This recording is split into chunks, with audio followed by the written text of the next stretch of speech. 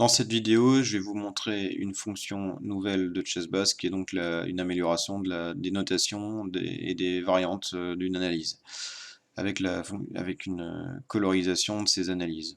Donc, prenons une partie. Profitons-en pour vous montrer également la fonction recherche de la Megadatabase. Donc, par exemple, si vous cliquez sur droit recherche, je vais chercher des parties entre Carlsen et Anand. Je mets ignorer le camp parce que je ne veux pas que ce soit uniquement les parties où Carlsen avait les blancs. Et je mets tournoi World. Il va donc me trouver les parties du World Championship. Je clique. Le logiciel a fini sa recherche et on trouve les parties des deux championnats du monde, donc 2013 et 2014, entre Anand et Carlsen.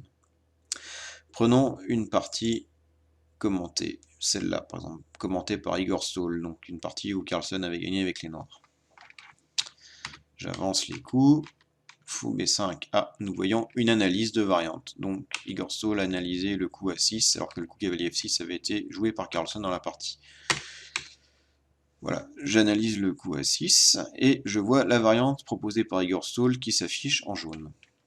Avançons dans cette variante. Après le 10e coup fou H4, Igor Stoll propose un embranchement d'analyse. Il propose en coup principal le coup fou E6. Ce à quoi les blancs ont répondu cavalier D2 dans l'analyse. Vous voyez que tout cet ensemble d'analyse est en jaune. Mais voyons maintenant l'embranchement G5, donc une variante secondaire.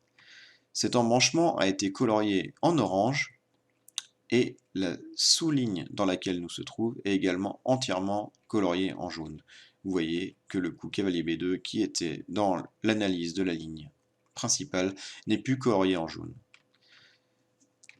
Après le 13e coup, tour E1 est le coup principal de cette sous-analyse, mais fou D5 est également analysé. Vous voyez désormais que c'est également en jaune qu'apparaît cette variante et cette sous-variante.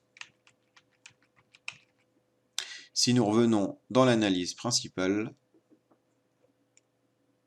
le coup G5 ne sera plus en surbrillance, ni l'analyse qui correspondait au coup 10 G5. Et ainsi de suite pour les autres sous-variantes. Donc voilà, c'est une fonction d'apparence très simple, mais qui en fait est très intéressante pour se clarifier l'esprit sur les variantes et les parties analysées. Donc vraiment une nouveauté que je vous conseille d'analyser et de profiter quand vous regardez des parties commentées, ça vous clarifiera vraiment l'esprit.